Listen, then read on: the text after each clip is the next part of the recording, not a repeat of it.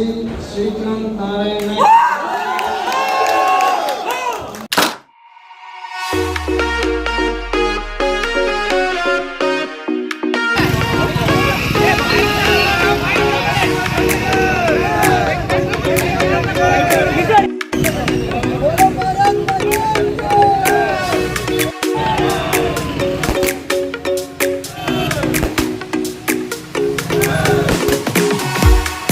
ಇವತ್ತು ನನಗೆ ನಿಜವಾಗ್ಲೂ ಭಾವೋದ್ವೇಗ ಉಕ್ಕಿ ಬರ್ತದೆ. ಯಾಕಂತ ಹೇಳಿದ್ರೆ ನಾನು ನಿಜವಾಗಿಯೂ ನಿರೀಕ್ಷೆ ಮಾಡಿರಲಿಲ್ಲ ನನಗೆ ಈ ರೀತಿ ಒಂದು ಅದ್ಧೂರಿಯಾದ ಬಹುಮತದ ಒಂದು ವಿಜಯ ಸಿಗ್ತದಂತೇಳಿ.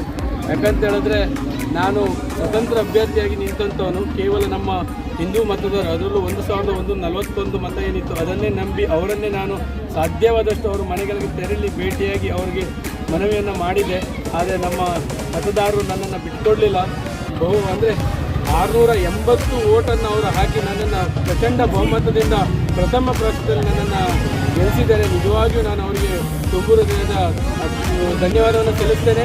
ಅದೇ ರೀತಿ ಅವರಿಗೆ ಈ ಒಂದು ನನ್ನ ಏನು ಗೆಲುವಿಗೆ ಶ್ರಮಿಸಿದಂಥ ನನ್ನೆಲ್ಲ ಸಹಪಾಠಿಗಳಿಗೆ, ಯಾವ್ಯಾವ ಗ್ರಾಮಕ್ಕೆ ನಾನು ತೆರಳಿದ್ದೆ ಆ ಗ್ರಾಮಕ್ಕೆ ತೆರಳಿದಾಗ ನನಗೆ ನಿರೀಕ್ಷಣೆ ಮಾಡಿಲ್ಲ ಅಷ್ಟು ಪ್ರೀತಿ ವಿಶ್ವಾಸ ನಮ್ಮ ಸಂಘಟನೆಯ ಹುಡುಗರಿರ್ಬೋದು, ಕಾರ್ಯಕರ್ತರಿರ್ಬೋದು, ಮುಖಂಡರಿರ್ಬೋದು ನನಗೆ ಸಾಥನ್ನು ಕೊಟ್ಟಿದ್ದಾರೆ.